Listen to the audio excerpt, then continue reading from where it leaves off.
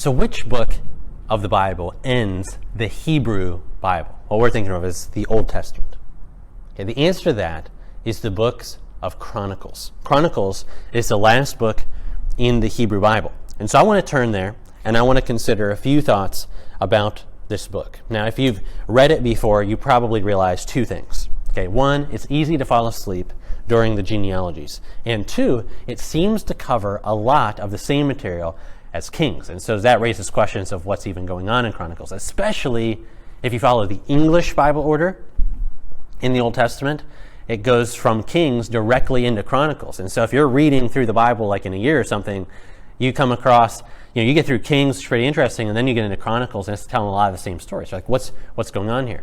But in the Hebrew Bible, it's actually very much in a different location. It's the last books in the Old Testament. And one of the things, I want to point out a couple things about Chronicles, and then we'll see how it ends. So Chronicles has a couple of unique focal points. For example, it focuses a lot on Judah, as opposed to both Judah and the northern kingdom Israel. When you read Kings, it kind of goes back and forth between the two, but when you read Chronicles, it's almost entirely focused on Judah. In addition, it focuses a lot on worship. Chronicles spends a lot of time on the Levites or the singers at the temple, a lot of time on the temple itself. In fact, the preparation, the building, the dedication of the temple take place over the course of about 10 chapters in the center of Chronicles. And this is very different than what you find in the books of Kings. What I thought might be interesting is to just examine the beginning and the end of the book. Okay, because remember, this would be the very last book if you were following the Hebrew order. And so you can take a look in your own Bibles, 1 Chronicles at the very first verse. The first word of Chronicles is Adam. Adam, Seth, Enosh, Kenan, Mahalalel, Jared, Enoch, Methuselah, Lamech, Noah, Shem, Ham, and Japheth. You see, the first and the last books of the Hebrew Bible focus a lot on genealogy or on dynasty.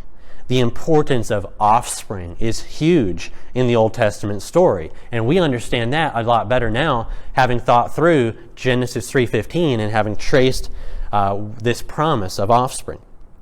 So, do you see how this book begins way back where Genesis began with Adam? And then you go down to verse 17 of the first chapter, and it continues. The sons of Shem, Elam, Asher, Arpachshad, Lut. Down to verse 26, you have Serug and Nahor and Terah, and then Abram, that is Abraham. And then down to verse 34. This is in the first chapter, 1 Chronicles. Abraham fathered Isaac. The sons of Isaac were Esau and Israel. And then chapter 2, verse 1. These are the sons of Israel: Reuben, Simeon, Levi, Judah, Issachar, Zebulun. Verse 3. The sons of Judah: Onan, Shelah. Those three Bashur the Canaanite bore to him. His daughter-in-law Tamar, this is in verse 4, also bore him Perez and Zerah. Judah had 5 sons in all. The sons of Perez, Hezron and Hamul. And then down to 1 Chronicles 2, verse 11. Nahshon fathered Salmon. Salmon fathered Boaz. Boaz fathered Obed. Obed fathered Jesse. Jesse fathered Eliab, his firstborn, Abinadab, and so forth and so forth. And then David, the 7th. And eventually, by chapter 3, verse 1, you'll be tracing David's line the whole way through the kings of Judah down to the exiled king Jehoiakim and even beyond. Okay, so Chronicles then ends with the temple being destroyed, the temple that is focused so much on in Chronicles, and with the people being exiled. This is very similar to Kings, but Chronicles will go just a little further than Kings. Okay, remember where Kings ends? It ends in the same place as the book of Jeremiah. It ends in the 37th year of the exile. And remember, Jeremiah had prophesied that the exile would last for 70 years. But Chronicles goes a little further than the 37th year of the exile. And so now we're looking at the end of the book of Chronicles, where it says, this is in 2 Chronicles 36, verse 20. You can turn there if you want. He, the king of Babylon, that's time of the king of Babylon, took into exile in Babylon those who had escaped from the sword, and they became servants to him and to his sons until the establishment of the kingdom of Persia. So Persia defeats Babylon. And this was to fulfill the word of the Lord by the mouth of Jeremiah, until the land had enjoyed its Sabbaths. All the days that it lay desolate, it kept Sabbath, to fulfill 70 years. Now, in the first year of Cyrus, king of Persia, that the word of the Lord by the mouth of Jeremiah might be fulfilled, the Lord stirred up the spirit of Cyrus, king of Persia, so that he made a proclamation throughout all his kingdom, and also put it in writing.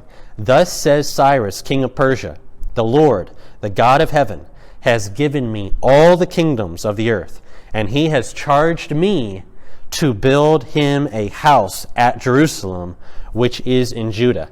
Whoever is among you of all his people, may the Lord his God be with him. Let him go up. You see this? God, in his sovereignty, in his power, has raised up Cyrus, king of Persia, to rule the world and to do what God wants. And Cyrus sees God as the supreme God. And so he decrees that God's people should go back to Jerusalem and rebuild the temple. And now my question is, when you see that ending, the end of the Hebrew Bible, how do you feel? You feel, I think, optimism, right? As the people are heading back to rebuild the house of the Lord. That anyone who has this in your heart to go back to Jerusalem and to rebuild the temple and to worship the Lord, even a foreign king is saying, may the Lord your God be with you wherever you go, and you go back, and may he prosper you and go back up to the land. Now, that ending is not how our English Old Testaments end. It leaves you with a different feeling. And the next time, for the next session, we'll look at how our English Bibles end, and then we're going to think about how these endings propel us forward into the New Testament.